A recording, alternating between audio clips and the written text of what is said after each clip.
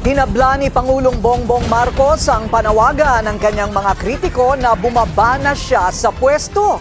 Binasura rin niya ang mga kondisyon para sa rekonsilyasyon ng mga kaalyado ng mga Duterte.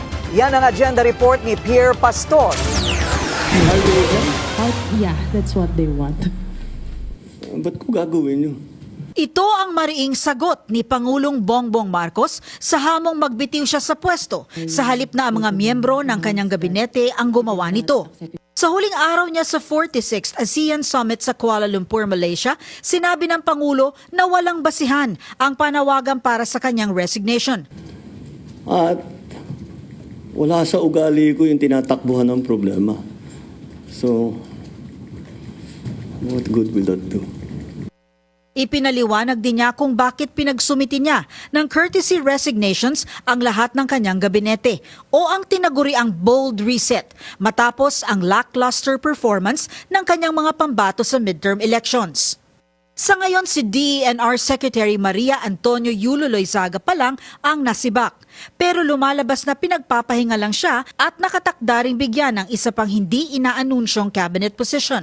Ang ibang opisyal inilipat lamang ng pwesto. The secretaries, I think, all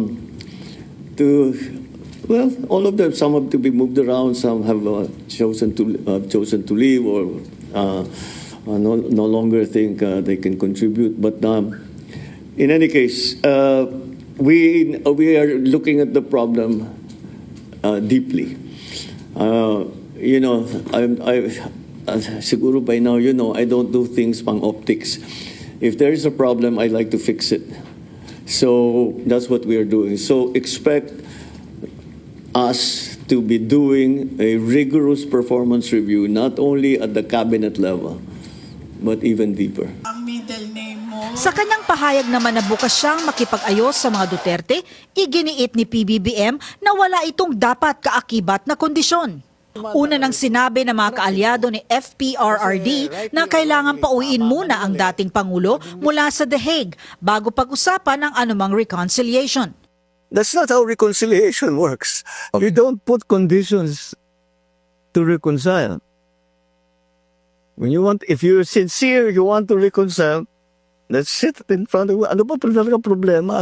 Paano nangyari ito? Tanggalin natin ang problema.